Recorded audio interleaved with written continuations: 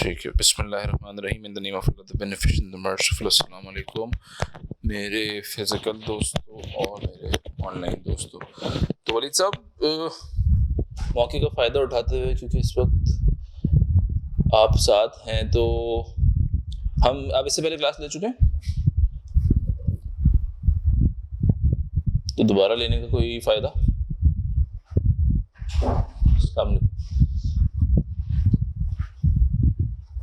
कौन से, इससे पिछले वाले में या पहले वाले में, यानी कि जून 2021 में या दिसंबर 2021 में? तो आपने सारी क्लासेस ली थी?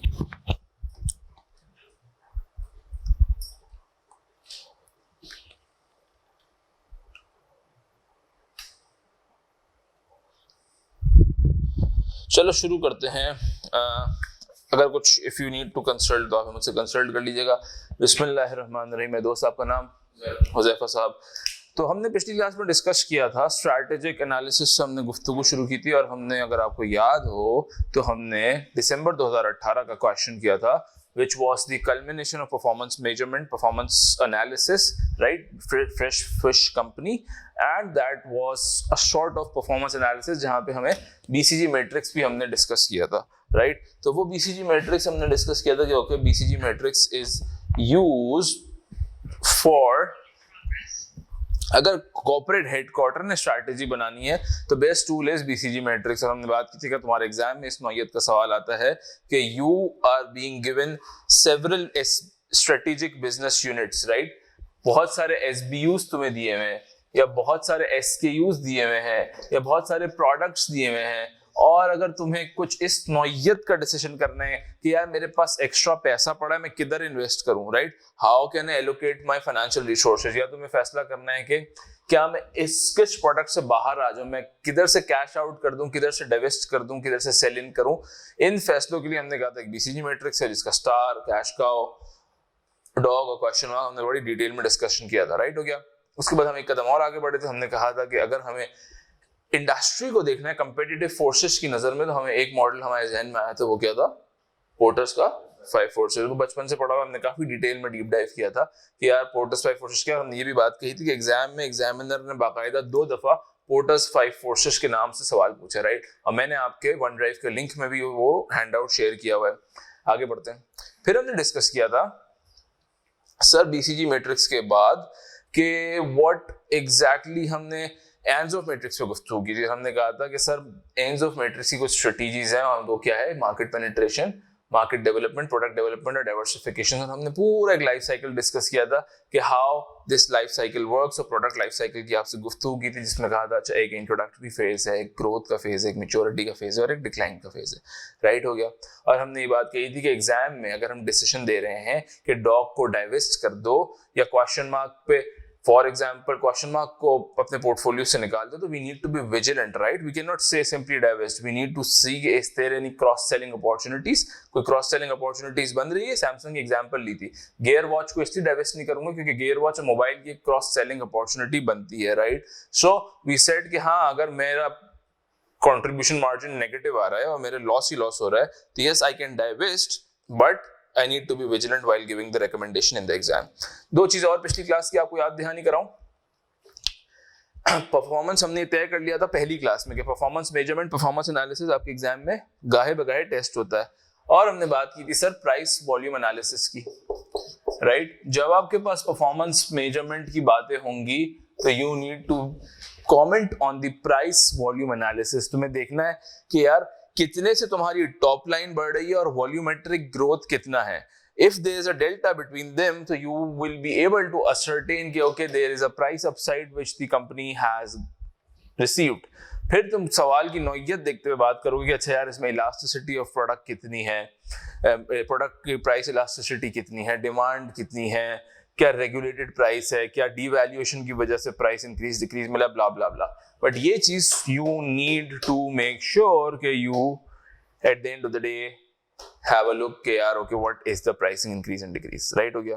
दूसरी चीज हमने कहा था हम ग्रॉस प्रॉफिट का एब्सोल्यूट इंक्रीज वर्सेस टर्नओवर का एब्सोल्यूट इंक्रीज देखेंगे तो हमें पता चलेगा मेरे कॉग्स की मूवमेंट किस तरह। ये बड़ा बेसिक चीज है लेकिन हमें एग्जाम में ये चीजें मिस नहीं करनी है, राइट हो गया। और तीसरी चीज हमने देख ली थी कि मार्केट एज अ होल कितनी ग्रो कर रही है और मेरी कंपनी कितनी ग्रो कर रही है, राइट। हमने दो बातें की थी, हमेशा हम दो जावियों से असेसमेंट कर रहे थे, एक था कंपनी की कॉम्पिटिटिवनेस, राइट, एक थी मार्केट की अट्रैक्टिवनेस। तो ये दो चीजें हैं मेरे दोस्तों, मेरे ऑनलाइन दोस्तों, जिससे तुम असेसमेंट कर रहे होगे कि where to go, how is the company looking like, blah blah blah. आओ आज की क्लास शुरू करते हैं। अब जब तुमने स्ट्रेटेजिक एनालिसिस को ब्रॉडली देख लिया तो दूसरी चीज तुम्हारे पास आती है। अच्छा, मैं तुम्हारे वन ड्राइव पे एक प्रेजेंटेशन रखी हुई, उसको डाउनलोड कर लो, स्ट्रेटेजिक चॉइसेस। आपको पास भी लिंक है आपके पास, वो प्लीज डाउनलोड कर लो, आपको वो भी मिल जाएगा अभी। मेरे दोस्तों, ऑनलाइन दोस्तों, प्लीज स्ट्रेटेजिक चॉइसेस और एक MSA2 हैंडआउट, ये दो चीजें आ रही होंगी, वो डाउनलोड कर लो।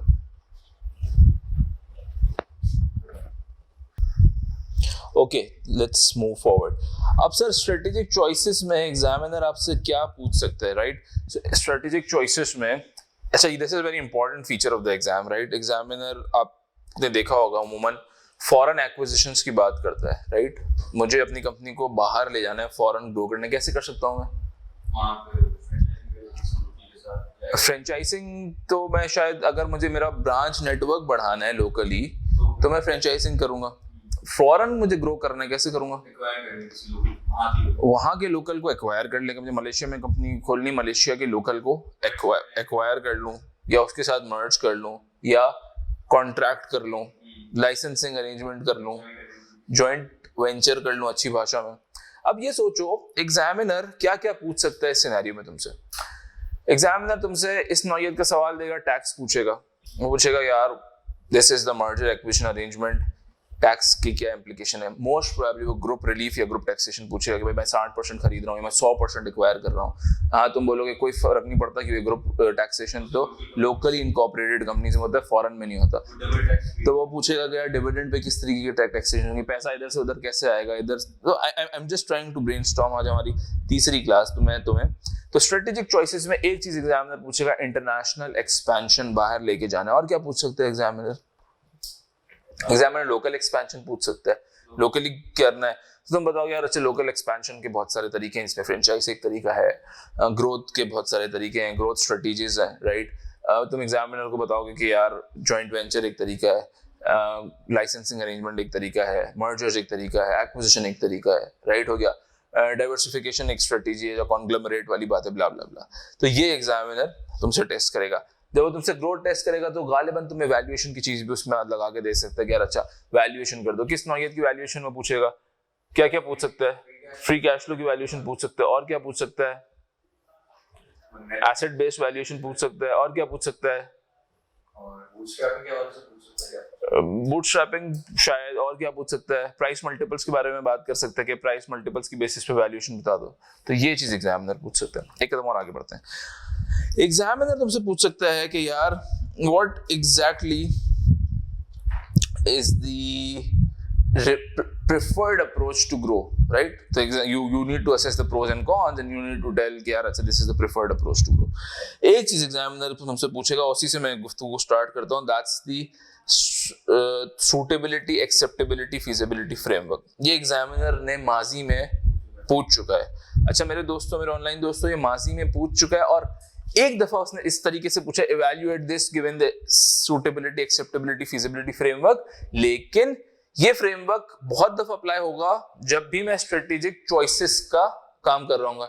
जब भी एग्जामिनर तुम्हें चॉइस देगा कि ये चॉइसेस हैं, आया एक्सपोर्ट करूं, आया वहां जाके प्रोडक्शन स्टार्ट कर दूं, वहां मैन्युफैक्चरिंग स्टार्ट कर दूं, कुछ भी कर दूं, तो ये फ्रेमवर्क तुम्हारे जहनों में होना चाहिए जस्ट टू मेक श्योर कि तुम असेस कर लो। जब मैं ये कहता हूं तो इट डजंट मीन कि तुम्हें एग्जाम में सवाल सॉल्व करने में ये 3 हेडिंग देनी है कि भाई अच्छा सूटेबिलिटी इसके नीचे ये पॉइंट, एक्सेप्टेबिलिटी इसके नीचे ये पॉइंट। नहीं, ये फ्रेमवर्क अगर तो एग्जामिनर एक्सप्लिसिटली कहता है यूजिंग दिस फ्रेमवर्क इसको इवैल्यूएट करो तो yes you need to do this, otherwise you just need to have this in your mind ताकि तुम्हारा कंप्लीटनेस ऑफ आंसर इंश्योर हो जाए।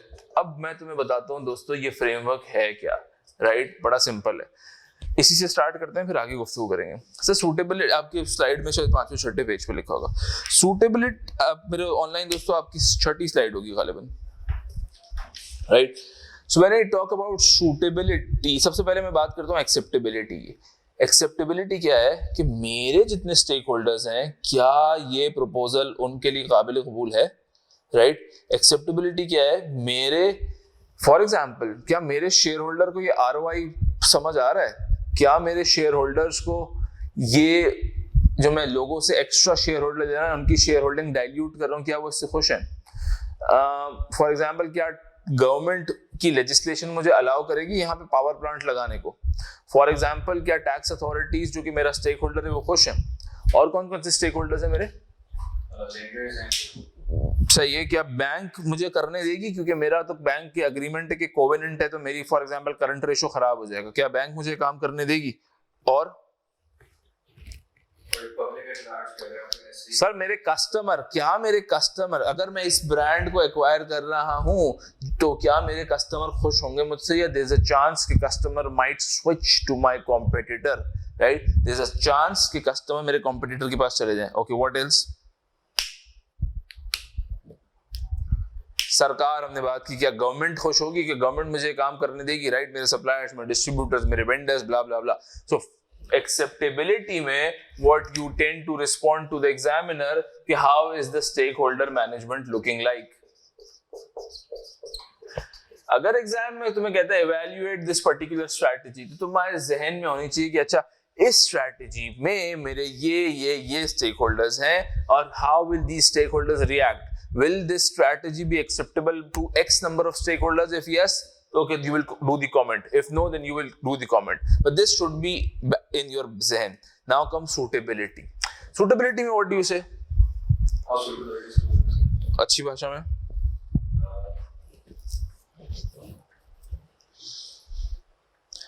सर क्या मैं ये स्ट्रैटेजी ऑप्ट करके, क्या मैं ग्लोबल जाके मेरे कॉम्पिटिटर को मात दे सकता हूं? क्या मैं कॉम्पिटिटिव लैंडस्केप में can I win? Is it aligned to my strategic objectives? जो मेरा हदफ था, जो मेरा विजन था, जो मेरा मिशन था, is this strategy aligned? Is this strategy suitable to my overall strengths, right? Is this strategy something जिससे मेरी कोर कॉम्पिटेंसीज एनहांस होती है? इज दिस स्ट्रैटेजी समथिंग जिससे मेरा मसला हल होता हो, राइट? फॉर एग्जाम्पल मुझे चाहिए पैसे, राइट? अब मेरे पास दो स्ट्रैटेजी है। एक स्ट्रैटेजी ये है कि मैं फॉर एग्जाम्पल लोन ले लूं, दूसरी स्ट्रैटेजी ये है कि मैं शेयर होल्डर्स के पास जाऊं और बोलूं मेरी इतनी इक्विटी ले लो और मुझे इतना पैसा दे दो। अब शायद मेरे लिए लोन लेना इतना फीजिबल नहीं होगा, क्योंकि मुझे लोन को रीपे करना होगा और मेरे पास प्रिंसिपल रीपेमेंट के वक्त कैश जनरेशन नहीं होगी, क्योंकि मैं एक स्टार्टअप हूं। मैं एक ऐसी एग्जांपल दे रहा हूं। तो मेरे लिए अच्छी स्ट्रैटेजी ये है कि मैं इक्विटी इंजेक्शन कर दूं। तो एग्जाम में मैं लिखूंगा कि दिस पर्टिकुलर स्ट्रैटेजी और approach is not suitable given the fact कि मेरा ये मसला हल नहीं हो रहा। तो याद रखना, जब सूटेबिलिटी की बात करोगे तो is it actually solving your problem?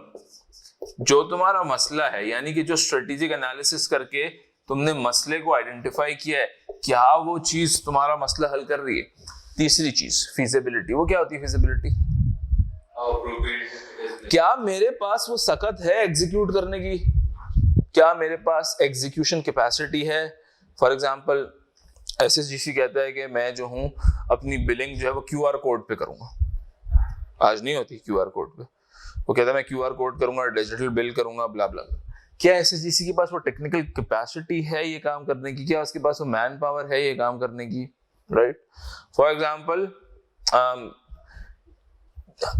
एक इंस्टीट्यूशन कहता है कि मैं 3D टेक्नोलॉजी को लेके आऊंगा। हाँ यार, इससे क्या होगा? कंपटीशन में जीत जाऊंगा, दिस इज सूटेबल। हाँ, मुझे प्रॉफिट्स भी बनेंगे, दिस इज। लेकिन यार मेरे पास आज मैन पावर ही नहीं है अब लेट्स से मैं कर सकूं। लेट्स से मैं कहता हूं, PwC कहती है मैं ब्लॉकचेन में अपनी पेमेंट्स लूंगा। PwC ग्लोबल ने लेना शुरू कर दिए। एक्सेप्टेबल है? हाँ, PwC ग्लोबल को कोई एतराज नहीं। शायद गवर्नमेंट को एतराज है, अभी लीगल नहीं हुआ, क्वेश्चन मार्क। सूटेबिलिटी, हाँ यार मुझे दुनिया की सबसे अच्छी फर्म हो और मुझे टॉप पे रहना है, सूटेबल है। लेकिन क्या मेरे पास कैपेसिटी है पाकिस्तान के पास? मुश्किल है। सो मेरा समझाने का मकसद ये है कि जब तुम रिकमेंडेशन दोगे तो ये तुम्हारे पास जब तक तीनों टिक नहीं बैठेंगे तो तुम रिकमेंडेशन नहीं दे सकते, यानी कि तुम उसको रिकमेंड उसी वक्त करोगे जब ये चीज भी टेक हो, ये चीज भी टेक हो, ये चीज भी टेक हो। ये दोनों चीज उमूमन टेक होगी, लेकिन यहाँ पे गड़बड़ होगी क्योंकि तुम्हारे पास वो कैपेसिटी नहीं है, वो रिसोर्सेज नहीं है, तुम वो रिसोर्सेज अरेंज नहीं कर सकते। तो अगर ये रॉन्ग हो गया तो तुम फिर रेकमेंड करोगे कि based on this you are not able to execute this particular strategy, इसलिए ये स्ट्रैटेजिक ऑप्शन तुम रेकमेंड नहीं कर रहे, राइट। यहाँ पे ऐसा होगा कि कुछ स्टेक होल्डर्स खुश होंगे, कुछ ना खुश होंगे, तो यू विल सी कि विच आउटवेज विच, किस कौन तगड़ा है, राइट, पलड़े में कौन भारी है, and then you will decide, and this is suitability, right, हो गया। तो मेरे दोस्तों अब हम जो आगे गुफ्तगू करने जा रहे हैं, we will be keeping in mind this framework to devise our overall strategy, और हम इस फ्रेमवर्क के तहत गुफ्तगू को आगे कर रहे होंगे, राइट। तो आई एम प्रीटी श्योर यहां तक हम क्लियर है। कोई सवाल हो तो पूछे मेरे ऑनलाइन दोस्तों, वरना हम आगे बढ़ेंगे।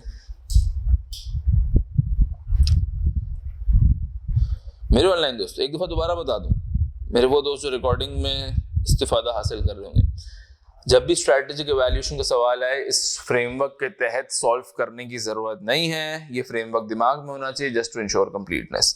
और अगर एक्सप्लिसिटली पूछे तो ये फ्रेमवर्क यूज करेंगे हम। जी sir, any question? Otherwise let's move forward. Ibrahim साहब,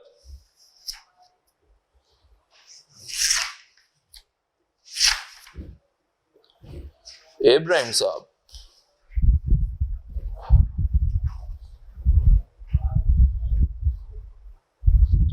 okay, let's do one thing before moving forward. हम एक क्वेश्चन इसी का करते हैं। मैंने आपके वन ड्राइव पे एक क्वेश्चन रखा हुआ है। आई जस्ट वांट के ये क्वेश्चन से आप थोड़ा फेमिलियर हो जाएं, और इस नौयत के क्वेश्चंस एग्जाम में हमसे पूछे भी जाते हैं।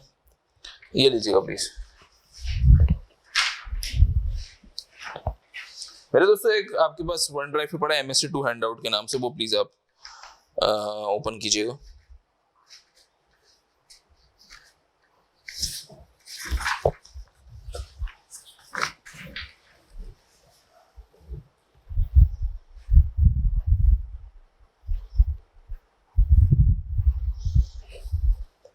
MSc2 handout BBB biotechnology company के नाम से सवाल, ICW का सवाल। लेट्स थिंक थ्रू और फिर इसको आंसर करते हैं। The key takeaway from this question would be how to draft. 15 marks का सवाल है ये। आपको क्वेश्चन मिल गया ऑनलाइन दोस्तों, राइट। MSc2 हैंडआउट के नाम से एक स्कैन्ड क्वेश्चन पड़ा हुआ है।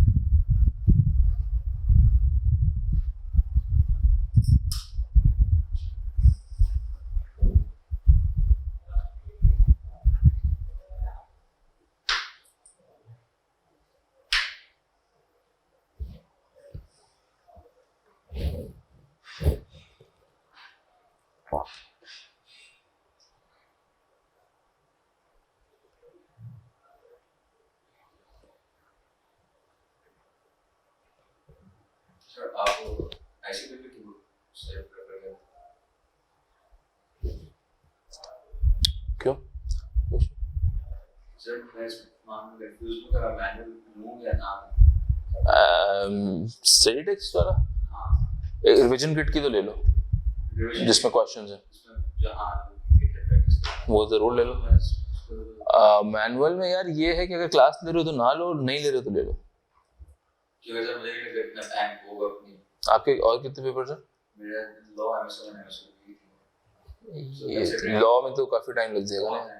substantial time नहीं लगेगा। हाँ, और MS1 अगर आपको तैयार प्रैक्टिस है FFR की, हाँ MS1 I don't think it will be an issue, but MS2 की मुझे ये क्लासेस कम से कम हो तो अगर ड्राफ्ट आप कंफर्टेबल हो ना करने में तो MS2 भी कोई टेंशन नहीं है। अगर आप क्लास ले रहे हो तो ना लो, नहीं ले रहे हो तो ले लो, दैट्स द सिंपल आंसर। मैं वैसे ज्यादातर क्वेश्चंस आपको रिवीजन किट से कर रहा हूँ और सिंगापुर के कुछ पास्ट पेपर्स होंगे, सॉरी श्रीलंका के, तो ये दो होंगे। इससे तो मैं सिर्फ 4-5 ही मैं तो शुरू की क्लासेस में जाए, मैं सिर्फ एक रिदम बनाने के लिए, रस्ट दूर करने के लिए कर रहा हूँ। तो अब आप आंसर ड्राफ्ट में शुरू करें, मुझे चेक भी करा दें। चलें जी, स्टार्ट करते हैं। सर पहली स्ट्रैटेजी, क्वेश्चन क्या है? क्वेश्चन को थोड़ा सा मैं ब्रीफ दे देता हूँ कि सर आपके पास एक फार्मास्यूटिकल कंपनी है जो ड्रग्स बनाती है, right, and the company is in startup stage, right, और कंपनी को सबसे बड़ा मसला क्या है वलीद साहब? मसला ये है कि कंपनी के पास पैसा नहीं है, कैश नहीं है, and the company struggling with that and company is looking for different options, right. हमें क्या करना है? हमें स्ट्रैटेजिक इवैल्यूएशन करनी है यार, how the company can get out of this problem, और जो स्ट्रेटेजिक ऑप्शन टेबल पे रखे हुए हैं, are these option the best of all, और यू थिंक कि नहीं there are other options which the company could pursue, right? हो गया। पहला ऑप्शन क्या है? It says the venture capital company has suggested that it will guarantee the cash flow until the first drug is successfully launched in commercial quantities. However, it would expect its equity holding to rise to 60% once the offer is accepted. Sir, suitability, Waleed साहब क्या लिखूं suitability में? Is this strategy suitable?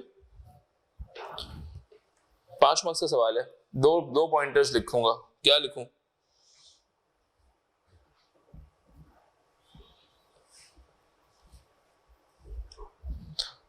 Huzaifa साहब ये suitable है? Sir अगर हम लोग सिर्फ एक ऑब्जेक्टिव को ध्यान में रखते हैं कि launch of our first drug, तो उस सिचुएशन में सूटेबल है, बिकॉज़ ये option will guarantee that you are successfully launch your. मुझे ओवरऑल बताओ एग्जाम में क्या लिखोगे? मतलब आई कांट बी डाइसी कि यार अगर मुझे I need something rock solid. So मैं जो लिखने जा रहा हूँ, ये लिखने जा रहा था कि the financial support by the venture capital will result in containment of cash flow problems, which would eventually result in realization of the launch of our first product, which is the primary objective of the company. Is the primary objective the launch of the first product only? So, फिर आपका second, अगर हम लोग listing की बात करें तो listing come second, because अगर आप पहले प्रोडक्ट्स ही लॉन्च नहीं कर पा रहे हैं, ठीक है, तो आप आगे लिस्टिंग की तरफ कैसे जाएंगे? ओके, सो प्राइमरी ऑब्जेक्टिव आपका यही है कि आप कमर्शियली वायबल हो, and to be commercially viable you need to roll out your products in the market. Okay. और उसके लिए जरूरी है। चलो ड्राफ्ट करते हैं, वलीद साहब ड्राफ्ट करते हैं। देखिएगा, पहली बात आपने ये करी हुज़ैफा साहब, BBB's main weakness is shortage of cash, right. Injection of cash from venture capitalist will help launch first drug which could eventually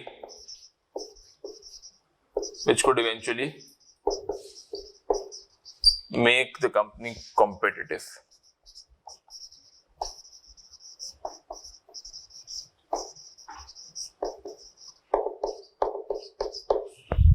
Right, now this is not the complete answer, right? हमें दूसरा पहलू भी लिखना है। दूसरा aspect क्या है? दूसरा एस्पेक्ट ये है, अगर हम जो वैल्यूएशन ऑफ होल्डिंग की बात है वो हम एक्सेप्टेबिलिटी में लिखेंगे। वो स्टेक होल्डर्स का मसला है।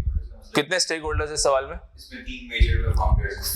नहीं, फाउंडर्स एक स्टेक होल्डर है, और आपके जो करंट एम्प्लॉइज हैं, ग्लोबली और VC है, वेंचर कैपिटल, 3 स्टेक होल्डर्स हैं। हम इनकी बात बाद में करेंगे।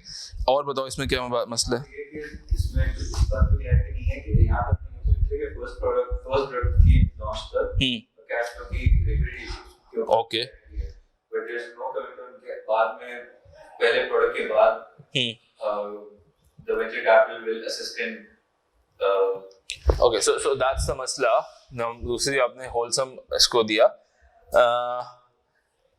मैं हमारी स्ट्रेटजी होगी, हम थोड़ा कंसाइज करके लिखेंगे। विल ट्राई टू कम्युनिकेट पूरा एग्जामिनर को, लेकिन कोशिश करेंगे थोड़ा कंसाइज राइटिंग करें ताकि हम अपने टाइम में मैनेज कर दें, right.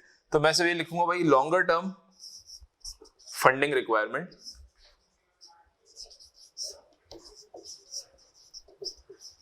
That is between launch, मेरे ऑनलाइन दोस्तों मुझे उम्मीद है राइटिंग समझ आ रही होगी, फर्स्ट ड्रग एंड कंपनी की फ्लोटेशन में नॉट बी मेट। मैं इसको 4 लाइन में भी लिख सकता था, I tried to keep it concise. तो मैंने बता दिया ओके दिस, ये मसला हल कर रही है, लेकिन दिस इज द मसला which is yet to be answered. Conclude करो, ये तुम सूटेबिलिटी की बात कर रहे हो, राइट हो गया। कंक्लूड कर दो। अभी तो इस वक्त तो बात सर्वाइवल की है, तो this option looks suitable, right, given the fact that short term and medium term funding requirements are met, this option is suitable, right? So this is how you draft an exam, right? Story building बहुत जरूरी है जाने मान मेरे दोस्तों। Unless you don't build the story or unless you don't show both the sides of the picture, examiner हमसे राजी नहीं होता, right? So इस एग्जाम के पास करने की एक important trick is story building, right? Acceptability,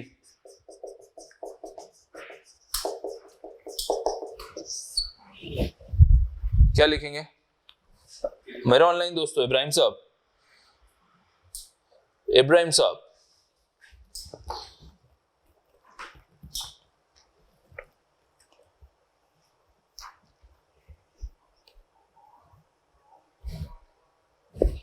founders को किस एक्सेप्टेबल है ये इब्राहिम साहब?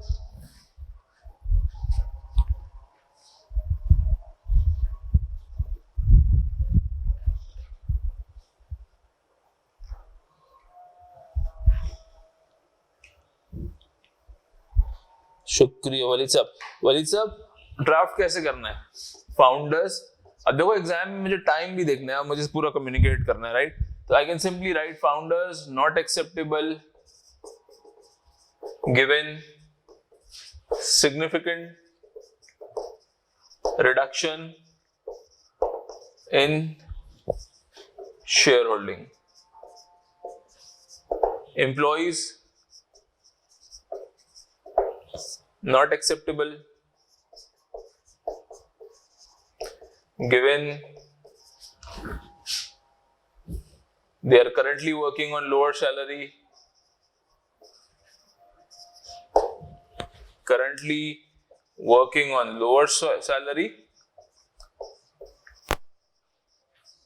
with an incentive of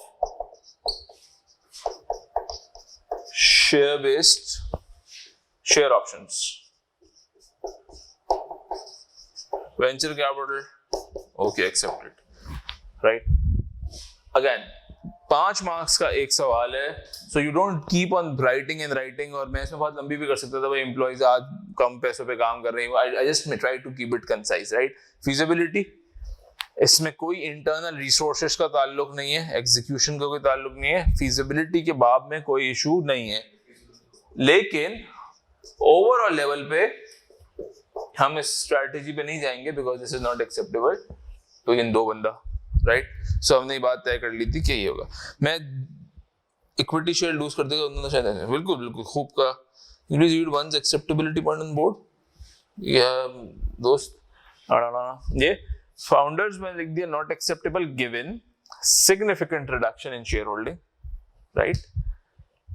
इसमें यूं भी लिख सकते हैं कि फाउंडर्स के एंटरप्रेन्योरल स्पिरिट है, उनको 5 साल बाद कंपनी लिस्ट करनी है, उसमें से प्रॉफिट टेकिंग करनी है, ये सब लिखूंगा, that would be the icing on the cake. लेकिन मैं एग्जाम पर्सपेक्टिव से बता रहा हूँ, हमारे पास इतना टाइम नहीं है, हमने की मैसेज कम्युनिकेट किया और हम आगे बढ़े। अगर ये 10 मार्क्स का होता तो मैं उस तरीके से आंसर करता, ये 5 मार्क्स का, right. Employees not acceptable given they are currently working on lower salary with an incentive of share options. Venture capital accepting, feasibility okay, कोई मसला नहीं था। ठीक है, अब आगे बढ़ते हैं। दूसरा ऑप्शन मैं अब सॉल्व नहीं करता, आपसे बातें करता हूँ, फिर हम आगे बढ़ेंगे। A large pharmaceutical company is offered to buy outright, मतलब buy the company outright and retain the services of 3 founders and a few of the staff. Okay.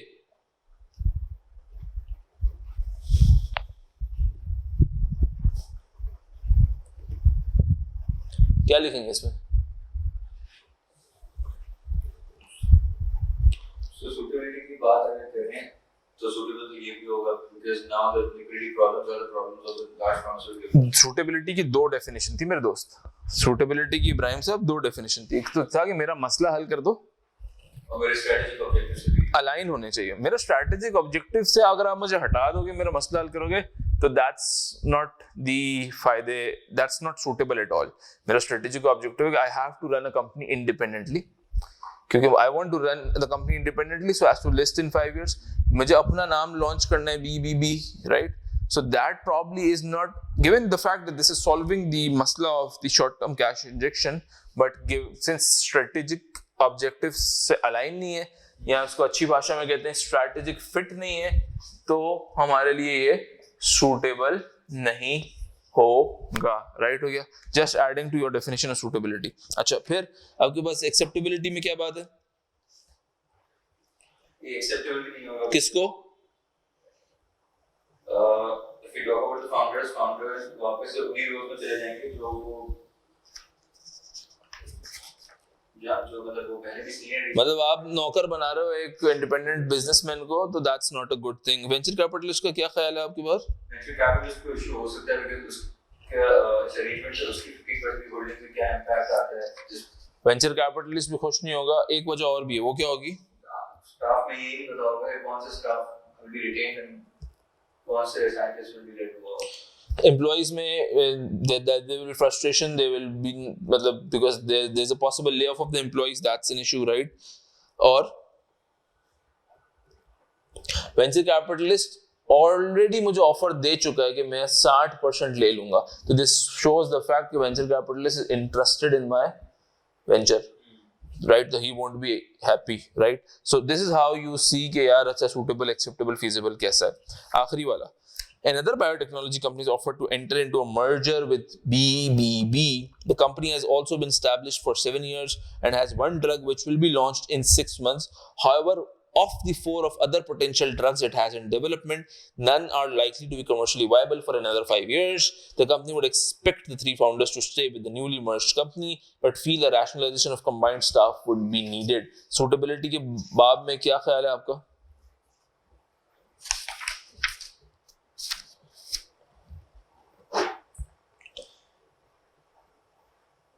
इसमें तो सूटेबल हिसाब से होना चाहिए बिकॉज़ आपके कोई स्ट्रेटजिक ऑब्जेक्टिव्स की ड्रिफ्ट नहीं हो रहा। जो दूसरी बायोटेक्नोलॉजी कंपनी है उसको 7 साल ही हुए हैं, so it's not like they are coming to get the bigger fish out from you. अच्छा, हुज़ैफा कह रहा है मेरे दोस्तों ये सूटेबल है बिकॉज़ ये शॉर्ट टर्म कैश इंजेक्शन का मसला हल कर रहा है और आपका कोई स्ट्रेटजिक ऑब्जेक्टिव में मिस अलाइनमेंट नहीं आ रही है। मेरे ऑनलाइन दोस्तों, कोई एनी अदर थॉट?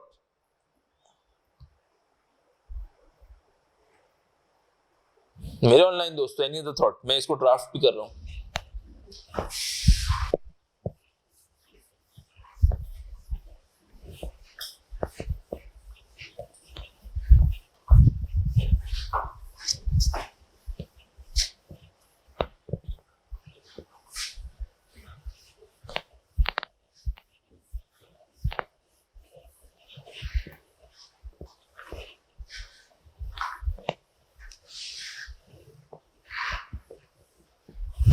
मेरे ऑनलाइन दोस्तों, कोई और सोच आपकी? वलीद साहब, इब्राहिम साहब, थोड़ा सा सोचें।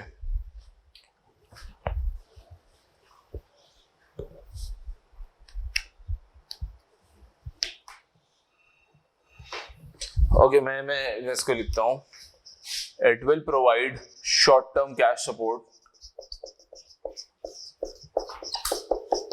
ये मैं स्ट्रैटेजी नंबर 3 की बात कर रहा हूँ, cash support as new drug of another organization is to be launched.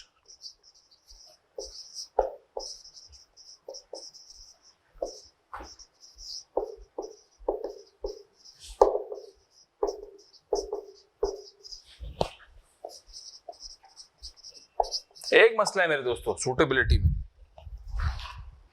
हम ऐसे लिखते हैं एग्जाम में, however, अब बता दो क्या है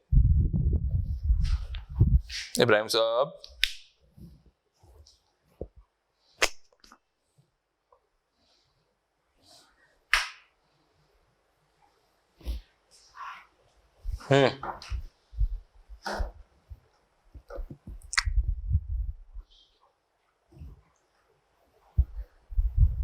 सर डू यू सी उस कंपनी के कोई और ड्रग्स है? सर वो बात हम एक्सेप्टेबिलिटी में लेके नहीं जाएंगे, एज इन यानी कि अगर हम ये वाली जो बात है कि उनके और कोई ड्रग्स ऐसे नहीं है which can be commercially viable for another 5 years, ये बात so what's the issue? Issue ये है कि is it, do you feel that the other company is doing piggybacking? Do you feel that the other company possibly might not have the same strength and competency? Right? So मेरे लिए strategically suitable नहीं होगा किसी ऐसी company से हाथ मिलाना जिसके पास possibly core strength ही नहीं है। एक रिसर्च कंपनी दूसरी रिसर्च कंपनी के पास जा रही है जिसके अगले 5 साल में कोई ड्रग ही नहीं है viable, so एक क्वेश्चन मार्क तो है ना, right? So just to make a point कि when you मतलब it's very simple, मैं पढ़ लूँ, लेकिन you need to figure out something deep in the question, right? So this is something which is an issue there, right? So however, other company might not have similar competencies given there are only 2 drugs, 2 drugs है ना, which are नहीं, given there are no commercially viable drug in the pipeline for next 5 years. There are no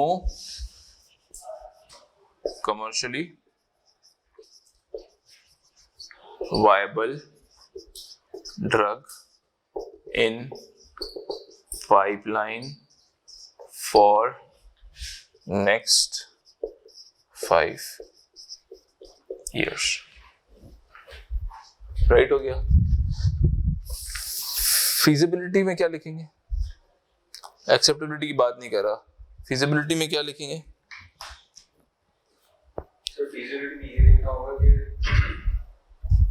जो ना आगे में बात की है rationalisation of combined staff. Okay, तो मेरे एम्प्लॉइज इससे नाखुश होंगे। हाँ, जब हम पहले ये बोल चुके हैं कि उनके पास शायद कोई कॉम्पिटेंसीज इतनी स्ट्रांग ना हो, तो अगर उनकी कॉम्पिटेंस जो जैसे भी कॉम्पिटेंसीज हैं when they merge with the existing competencies, merger में क्या रिस्क होता है? कल्चर अच्छी भाषा में क्या कहते हैं? इब्राहिम और वलीद अच्छी भाषा में क्या कहते हैं? मर्जर में हमेशा एक रिस्क होता है, 2 डिफरेंट कंपनीज का मिलाप है, एक रिस्क है। क्या रिस्क है? कल्चरल क्लैश नहीं, हाँ अच्छी भाषा में आई लव यू, इंटीग्रेशन का risk, right? So there is a risk of the integration of the systems, right? इसको आप केस से कनेक्ट करो। देखो हमें पता है इंटीग्रेशन का रिस्क है, अब केस से कनेक्ट करो। एक सोचो, एक बायोटेक्नोलॉजी कंपनी है जिसका काम है रिसर्च, इंटीग्रेशन का रिस्क होता है मर्जर में, यहाँ पे क्या मसला होगा? यहाँ पे होगा कि रिसर्च के मामले में ओपिनियंस डिफरेंट होंगे। लव यू, कितनी सिमिलर R&D दोनों की, या तुम कह सकते हो रिसर्च प्रैक्टिसेस कितनी सिमिलर है, R&D की प्रैक्टिसेस कितनी सिमिलर है, दैट्स द रिस्क। देखो तुम एग्जाम में ये भी लिख सकते थे कि भाई मर्जर कर रहा हूँ, फिजिबिलिटी का मतलब क्या होता है? एग्जीक्यूशन ना। इसमें फिजिबिलिटी में तुम लिखोगे इंटीग्रेशन का रिस्क है, मर्जर कर रहा हूँ सिस्टम के इंटीग्रेशन का रिस्क है, ठीक है, और कितनी इजीली एग्जीक्यूट होती है। लेकिन यहाँ पे इंटीग्रेशन के बजाय अगर तुम ये लिखते हो how similar the research practices are, this is something which is the icing on the cake.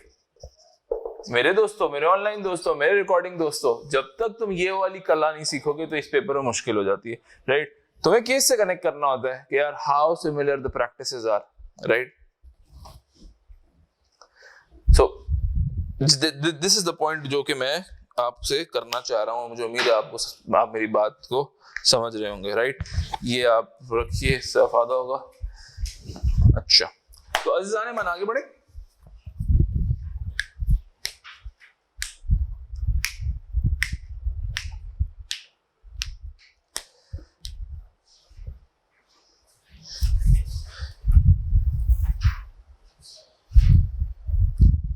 Okay, let's थोड़ा सा आगे बढ़ते हैं और आप अपनी स्लाइड्स पे आ जाएं प्लीज।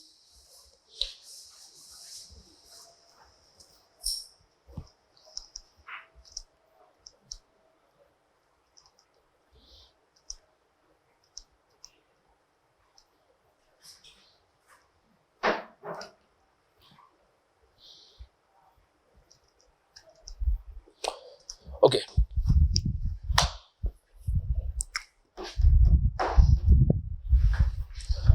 मेरे दोस्तों अगले 5 मिनट आपको मुझे चाहिए, फिर हम एक सवाल करने की और कोशिश करेंगे।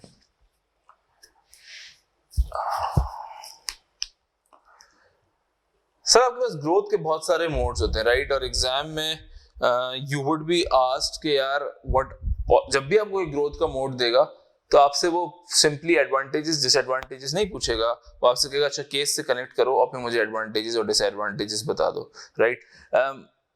मैं बहुत क्विकली तुम्हें रन थ्रू कराता हूँ ताकि तुम्हारी मेमोरीज रिफ्रेश हो जाए। सो मर्जर एंड एक्विजिशन में जब मर्ज कर रहा हो तो किसी दूसरी कंपनी के साथ, राइट, तो क्या रिस्क होता है? इंटीग्रेशन। और क्या कहते हैं अच्छी भाषा में इसको? Cultural assimilation, cultural differences, right? एक सेठिया कंपनी के अगर एमएनसीज के साथ है तो दैट्स अ मसला। और स्पीड एक बड़ा मसला है। सर, एक कंपनी है ट्रांसफॉर्मेशन की जर्नी पे और बड़ा रैपिडली अपने आप को चेंज करी, दूसरी कंपनी है जो कि फॉर एग्जांपल उस एजाइल नहीं, उस स्पीड पे नहीं है, तो यू वोंट सी सिस्टम्स अपने एक दूसरे के साथ कम्युनिकेट नहीं कर पाएंगे, राइट? एमएनए कब फायदा देती है? एमएनए सक्सेस देखो, कुछ एमएनएस देखा होगा तुमने जो कि फेल हो जाती है, कुछ एमएनएस होता है जो कि फायदा देती है। कब फायदा देती है?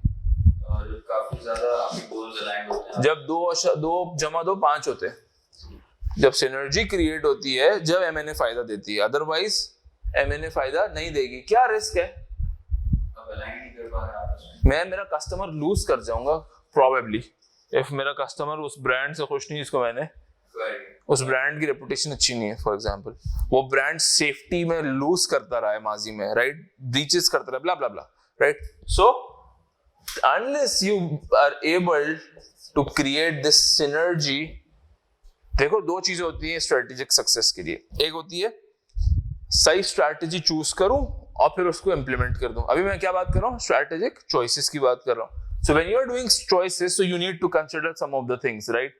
सबसे पहली चीज मैंने बताई कि how is the decision making in the process. दूसरी चीज सिनर्जी। तीसरी चीज क्या देखेंगे? एमएनए की बात कर रहा हूं कि जब मैं एक कंपनी को खरीदने जा रहा हूँ, एक कंपनी का जम होने जा रहा हूँ, तो क्या देखूंगा? कॉम्पिटेंसीज अलाइन करें आपस में, और नहीं, थोड़ा और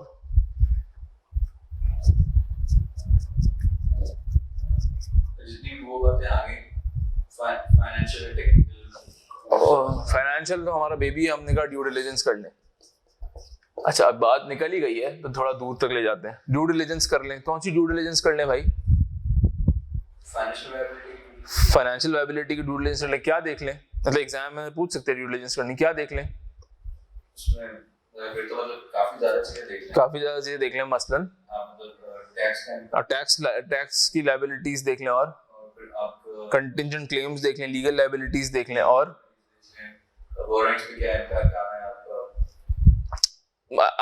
अनरिकॉर्डेड लायबिलिटीज देख लें, राइट? और ब्रांड की वैल्यूएशन देख लें, राइट? तो this is the financial due diligence. एक कदम और आगे बढ़ो, टेक्निकल ड्यू डिलिजेंस करोगे। या प्रोडक्शन कैसा है, प्रोसेसेस कैसे हैं, मशीन कितनी पुरानी है, मशीन 20 साल पुरानी है तो मैं इसी कंपनी को ले रहा हूँ, मुझे इसकी मशीन रिप्लेस करनी है, राइट। लीगल ड्यू डिलिजेंस कर ले, एचआर की ड्यू डिलिजेंस कर ले, मैन पावर कैसा है, राइट, मैन पावर कितना तगड़ा है, ये तो सारी ड्यू डिलिजेंस तुम करोगे ही करोगे। और बताओ मेरे ऑनलाइन दोस्तों, और क्या चीजें देखोगे जब मैं M&A की तरफ जा रहे होंगे? जिस मार्केट जिस प्रोडक्ट में डील कर रहे हैं उसकी आगे क्या आगे के उसके क्या प्रोस्पेक्ट्स, ग्रोथ अपॉर्चुनिटीज देखोगे। और मैं कंपनी को अगर लेता हूं तो मेरा एक रिस्क है कि मेरी सेल्स जो है वो थोड़ी सी खराब हो जाएंगी। इसको क्या कहते हैं? नहीं नहीं, अच्छी भाषा में कैनिबलाइजेशन, राइट। जब मैं किसी ऐसी देखो, एक तो होती है कॉन्ग्लोमरेट वाली चीज, लकी ने अगर एक्वायर कर लिया केमिकल को, तो लकी अब सैमसंग के साथ काम कर रहे हैं, लकी मोबाइल प्रोडक्शन में ही था है, दैट्स समथिंग वेरी डिफरेंट नीश।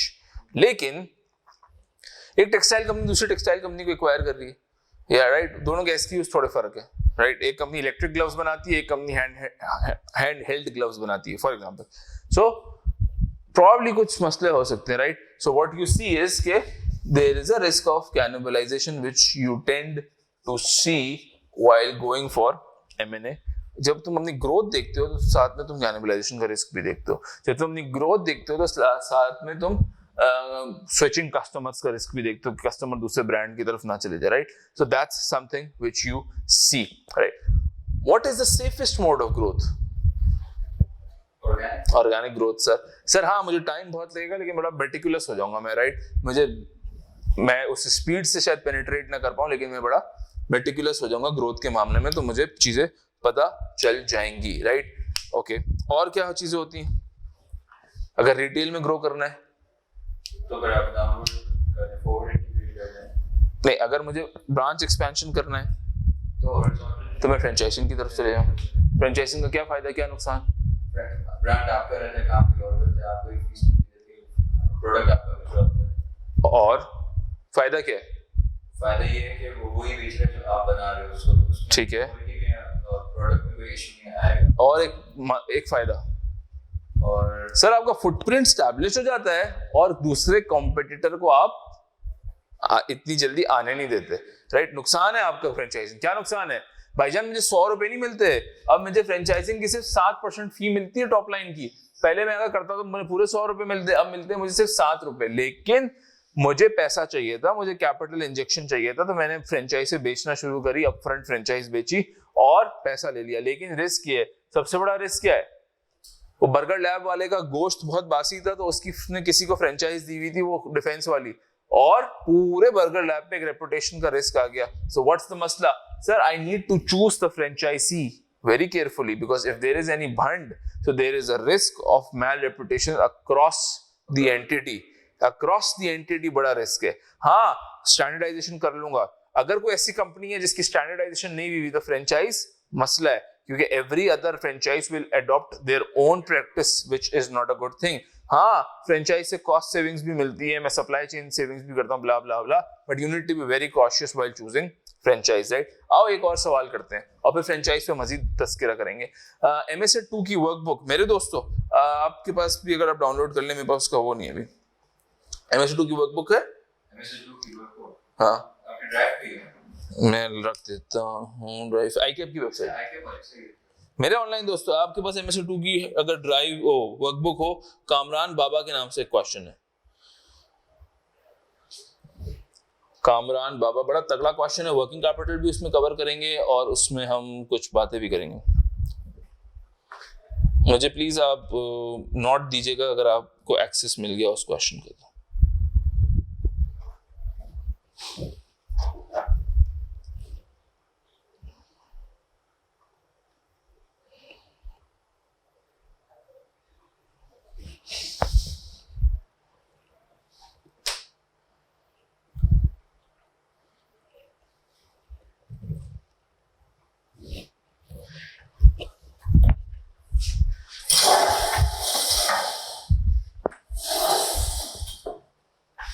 आपको मिल गया?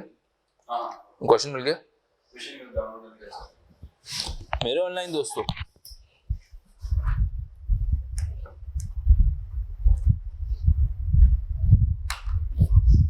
मुझे रख देनी चाहिए थी, मैं रख नहीं पाया।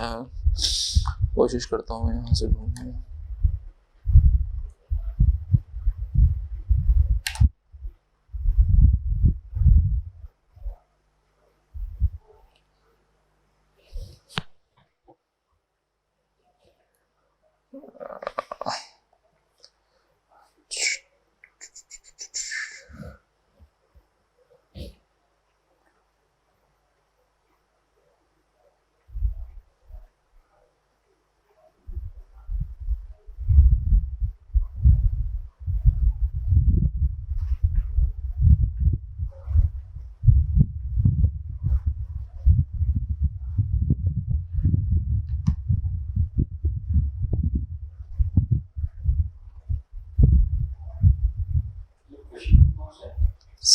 Seven most probably।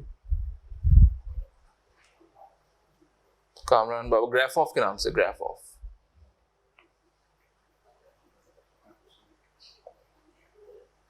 Graph of. Ibrahim साहब आपको मिल गया? मैं अभी रख भी रहा हूँ वन ड्राइव पे। एक्चुअली आईकेप ने अब नई अपडेटेड दी थी, मैं वो मेरे दूसरे लैपटॉप में पड़ी। खैर मैं ये रख देता हूँ।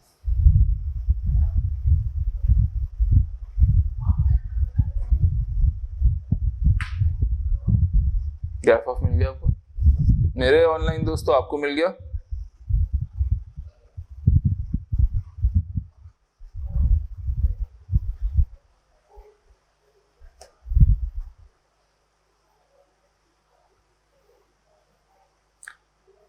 इब्राहिम साहब आप भी कंफर्म कर दें प्लीज, फिर मैं इस सवाल का पहले एक ब्रीफ दूंगा, फिर मैं आपको कहूंगा कि आप स्टार्ट कीजिए। Thank you. ओके, 2 मिनट लिए, सवाल का फ्लेवर पढ़ें, पहले रिक्वायरमेंट पढ़ेंगे।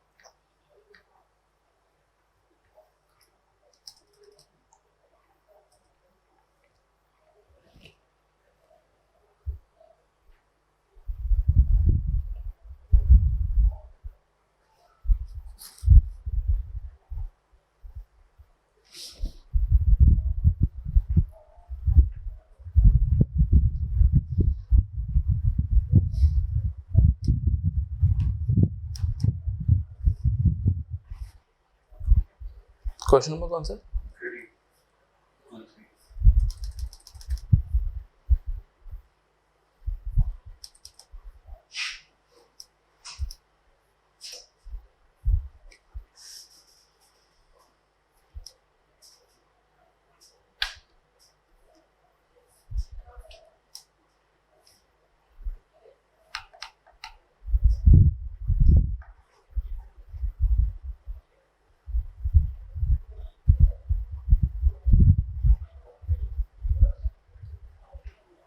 अच्छा दोस्तों, ये 30 मार्क्स 33 मार्क्स का सवाल है, राइट।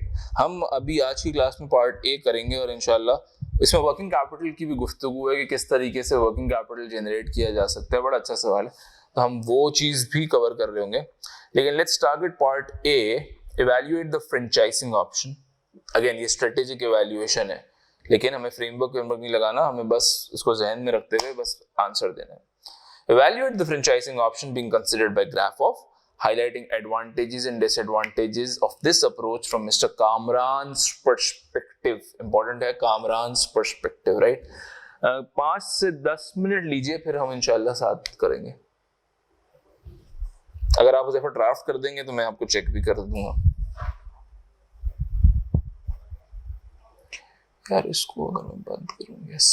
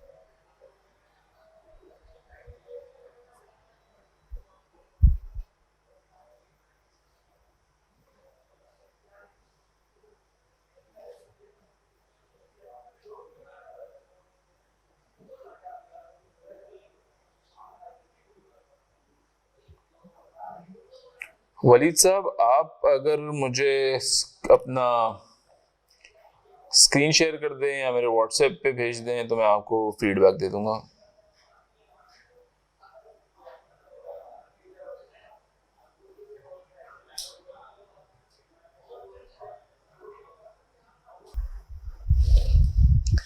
चले भाई चले, देख सकता हूँ मैं कुछ. दूसरा पॉइंट में शेयर होल्डिंग के बारे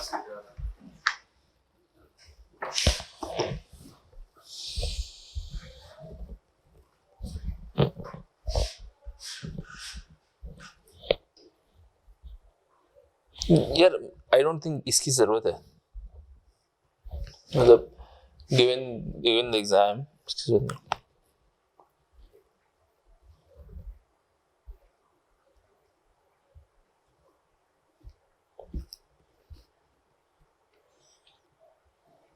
दूसरा पॉइंट में शेयर होल्डिंग का लिख रहा था कि he wants to be the sole shareholder, तो फ्रेंचाइजिंग रीजन से उसकी शेयर होल्डिंग में कोई इंपैक्ट नहीं आएगा और उसकी एक्सपेंशन भी इंश्योर होगी. एक्सपेंशन कैसे इंश्योर होगी? यानी कि वो फुटप्रिंट इंक्रीज हो रहा है ना, तो वो, लेकिन इसको एक मसला है. क्वेश्चन में मसला क्या है? स्ट्रेटेजिक इशू क्या है? he need to manage the, हाँ, he's not a people's person, ये वाली बात. he need to manage the fund in the period of expansion. तो ऐसा का मसला है, डिविडेंड भी चाहिए, पैसा भी चाहिए. वो मसला हल होगा. वो मसला इस तरह हल होगा ना, वो अपफ्रंट फी आ जाएगी, तो वो हम लिखेंगे, right?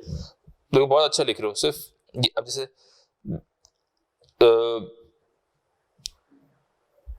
since the franchise would now be responsible for removal depots, this could result in no significant cost being incurred by Kamran, right? बिल्कुल अच्छा लिखा. लेकिन मसला क्या हल कर रहा है ये? उसके पैसे बचने का. ऐसा hence funds being managed, right? What I'm trying to say कि तुम क्वेश्चन से लिंक कर रहे हो, राइट? क्वेश्चन में मसला दिया था, तुमने बिल्कुल अच्छा इसको आइडेंटिफाई कर दिया हल. लेकिन बस यहाँ कॉमा लिख के अगर तुम ये लिख दो hence funds being managed तो मजा आ जाएगा, राइट? तो कोई एग्जामिनर क्लिक कर लेगा कि तुमने क्वेश्चन से पकड़ लिया मसला और उसको हल बता दिया, राइट? हो गया. खूब. मेरे ऑनलाइन दोस्त तो आ जाए.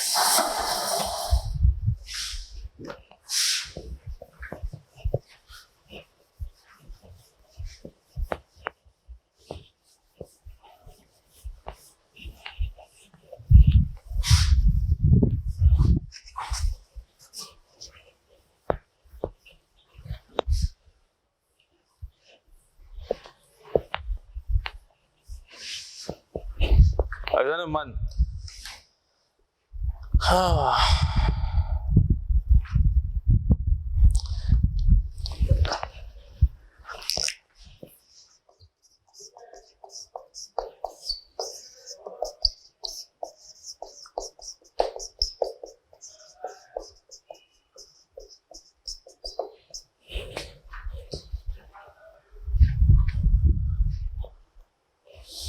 सर मैं क्वेश्चन बड़ा सिंपल है, राइट?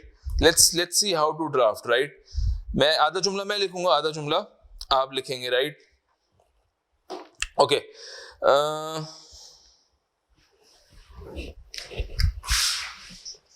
the substantial advantages लिख रहा हूं, the substantial upfront fee being received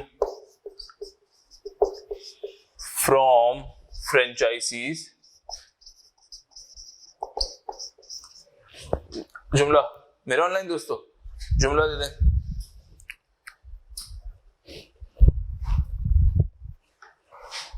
अबे यार रिकॉर्डिंग स्टॉप की भी हमने। मेरे रिकॉर्डिंग वाले दोस्तों, हम ड्राफ्टिंग की टेक्निक देख रहे हैं, राइट? हमने एडवांटेजेस ऑफ फ्रेंचाइजिंग से गुफ्तगू शुरू करी। आधा जुमला मैं लिख रहा हूं, आधा जुमला आप दे दीजिए मेरे ऑनलाइन दोस्तों। थोड़ा सा पेस पकड़ें प्लीज।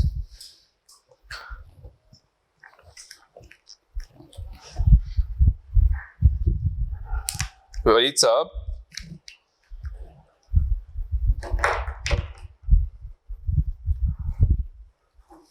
अब देखो वलीद साहब, will help in cash flows नहीं, हमें पता है कि कामरान को मसला है, क्वेश्चन में गिवन है, right? The substantial upfront fee being received from franchise will solve the cash flow भी लिख सकते हैं, या फंड भी लिख सकते हैं, इन्वेस्टमेंट भी लिख सकते हैं, problem during the period of expansion. Question में यही मसला था।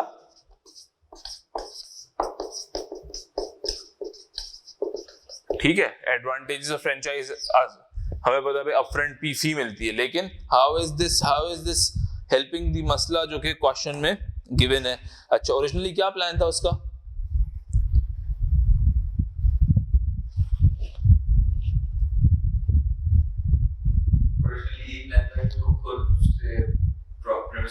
लीज करेगा, राइट? सो अब फ्रेंचाइजिंग का क्या फायदा है? तो मैं लिखता हूं the growth of the company या graph of would be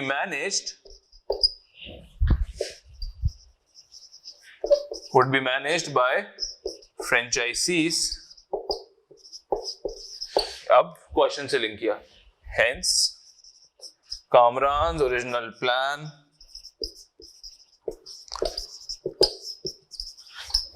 of leasing premises would be implemented in spirit and also, भाई मैं जब लीज लूंगा कॉस्ट भी तो लगेगी ना, avoiding associated कॉस्ट।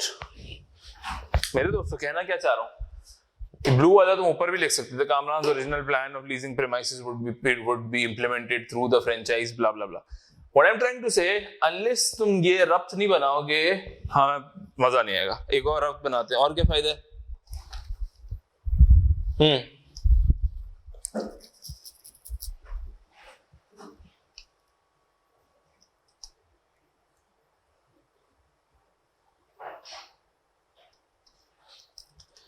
क्वेश्चन में गिवन है एक मसला यार, क्वेश्चन में गिवन है मेरे दोस्तों। आधा मैं लिखता हूं, आधा आप लिखिएगा।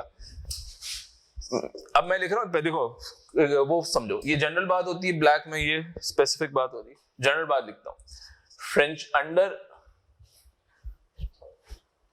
इन franchise arrangement responsibility to run business and motivate staff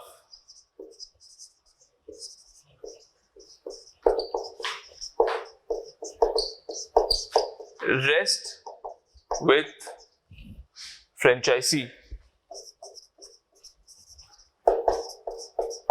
अब दूसरा इसको सब्सटेंशिएट करेंगे जुमला, ये तो मैंने एडवांटेज लिख दिया, केस से कनेक्ट करेंगे।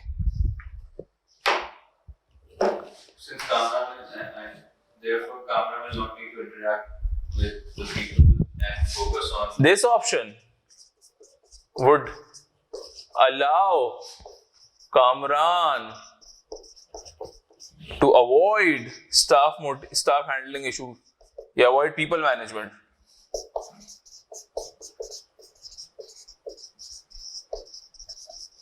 Hence focusing more on product development, ये blah blah. इसको तुम मुझसे अच्छा ड्राफ्ट कर सकते हो, मैं तुम्हें सिर्फ एक टेक्निक बताने की कोशिश कर रहा हूँ. मेरे दोस्तों से मैंने पहली क्लास में कहा था, अगर हम सिर्फ ब्लैक वाला लिखेंगे, नेकेड जुमले, नंगे जुमले, इसमें मजा नहीं आता. You need to substantiate with the information given in the question. Right हो गया. और कोई मसला जो क्वेश्चन में गिवन है? दो ही मसले हैं, people management skills और liquidity issues. लिक्विडिटी इश्यूज को मैंने कहीं पे वो किया, यहाँ कर दिया. और फाइनेंसिंग भी मुझे रेज नहीं करनी पड़ेगी. एक्स्ट्रा यहाँ पे मुझे लिखना चाहिए था, जो कि मैंने मिस कर दिया. राइट, यहाँ मुझे शायद इसको कवर कर लेना चाहिए था, एक्सटर्नल फाइनेंसिंग. मेरे दोस्तों, मुझे उम्मीद है आप ट्रेन पकड़ रहे होंगे आहिस्ता आहिस्ता. ठीक है, इसी तरीके से डिसएडवांटेजेस भी हैं. आए थोड़े से ड्राफ्ट करते हैं आपके साथ. मेरे ऑनलाइन दोस्तों, आप सब मेरे साथ हैं. मेरे ऑनलाइन दोस्तों, are you following me? Right, Ibrahim साहब, वलीद साहब, you are getting what I'm trying to say, I hope. Sir disadvantage क्या है?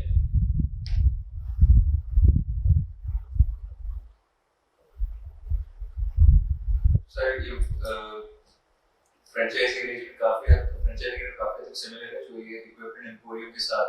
नहीं, वो हम, अच्छा एक और बात. मेरे दोस्त हुज़ैफा ने कहा इक्विपमेंट एम्पोरियम की बात करी. हुज़ैफा, हम जब सवाल करेंगे ना, हम पांचों पढ़ लेंगे, ABCDE. हम ये देखेंगे यार, ऐसा ना जो बी में इसने मांगा वो हम ए में लिख दें. जैसे बी में इसने मांगा इक्विपमेंट एम्पोरियम वाली बात, तो हम ए में लिख के फिर बी में क्या करेंगे? Right, so we need to have a holistic version. अच्छा, फ्रेंचाइज कब कामयाब होती है? जब प्रोडक्ट आपके ब्रांड लॉयल्टी, जब ब्रांड लॉयल्टी नहीं, ब्रांड विजिबिलिटी बहुत बेहतर है. लोगों को पता होगा तो फ्रेंचाइजी पैसा डालेगा कि यार अच्छा ये ब्रांड जो है लोग जानते हैं, मैं अगर इसको यहाँ पे खोलूंगा KFC तो चलेगा. राइट, यहाँ पे क्या मसला है? ब्रांड विजिबिलिटी इतनी ज्यादा नहीं है. तो इसको लिखें. राइट, इसको ड्राफ्ट कर देते हैं. मिटा रहा हूं ये.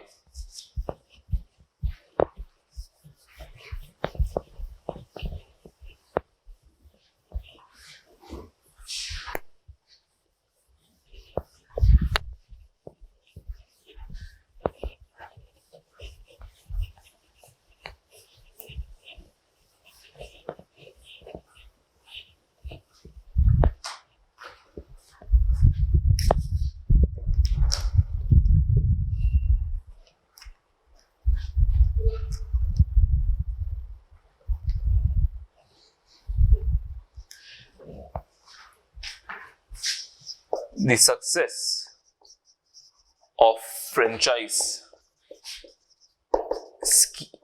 scheme relies heavily on branding. ये मैंने लिख दिया भाई, जनरल बात. फिर Kamran has failed to build a highly visible brand.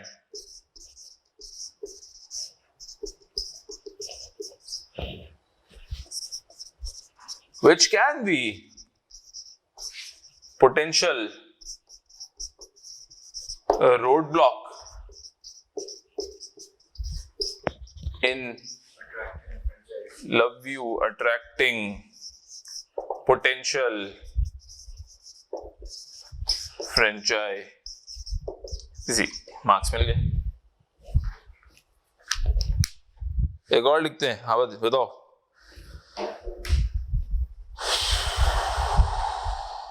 Franchise का और क्या मसले हैं?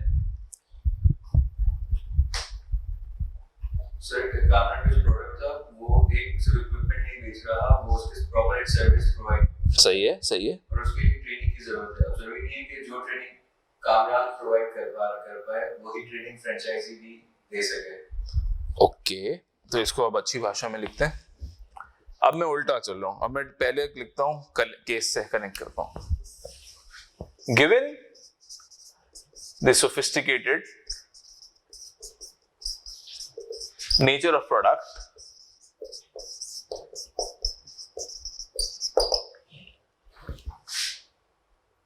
the risk of malreputation,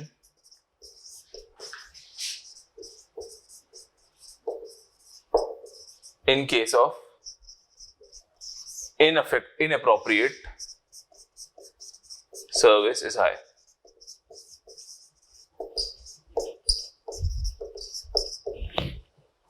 ये मैंने केस की बात करी, केस का सर्विस बता दिया, प्रोडक्ट का मसला बता दिया।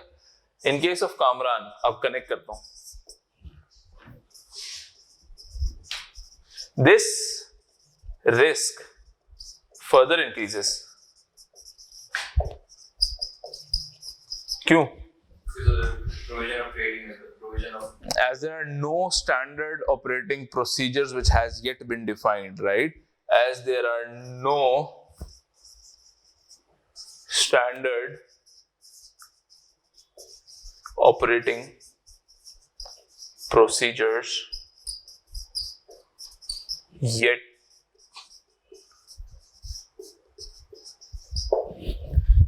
मेरे दोस्तों अज़ीज़ाने मन, ये देखो ये मैंने पूरा ब्लू से लिखा है। रीजन बीइंग यहाँ मैंने कोई जनरल बात नहीं करी कि जरूरी नहीं थी। मैं तुम्हें एक बात ये कहना चाह रहा हूँ कि मेरे बातों से ये नहीं अखज़ कर लेना हर जुमले में जनरल प्लस स्पेसिफिक का कॉम्बिनेशन होता है ना। I can be completely specific at times, probably मुझे कुछ नहीं मिल रहा तो I can be completely general, लेकिन उमूमन MSc2 के पेपर में तुम्हें एक लिंक मिलेगा केस से। तो व्हाट आई डिड, इधर मुझे पूरा का पूरा लिंक मिल रहा था, मुझे कोई जनरल बात करने की जरूरत नहीं थी, आई जस्ट बिल्ड इट। पहला जुमला स्टोरी बनाना जरूरी है, स्टोरी बनेगी, सर्विस का मसला, फिर मैंने लिंक करा। डायरेक्टली ये लिखता मजा नहीं आता, रब्त नहीं बनता, राइट हो गया। मेरे ऑनलाइन दोस्तों आई होप हम ड्राफ्टिंग की टेक्निक्स सीख रहे होंगे। अगर आपका कोई सवाल नहीं है तो आपसे मैं इजाजत का तलबगार हूँगा। इंशाल्लाह मिलेंगे नेक्स्ट क्लास में, गालिबन कल रखी है इसने, ठीक है। अलीमूनी इजाजत का तलबगार है। कल इंशाल्लाह कामरान ग्राफ ऑफ के सवाल से शुरू करेंगे। फिर हाँ 12 बजे रखी है उसने, मैसेज में देख रहा हूँ 12 से 2:30 रखी है कल इंशाल्लाह ग्राफ ऑफ के सवाल, और फिर स्ट्रेटेजिक चॉइसेस पे गुफ्तगू करेंगे, वर्किंग कैपिटल पे गुफ्तगू करेंगे, और फिर अपने पेस को आगे बढ़ाएंगे।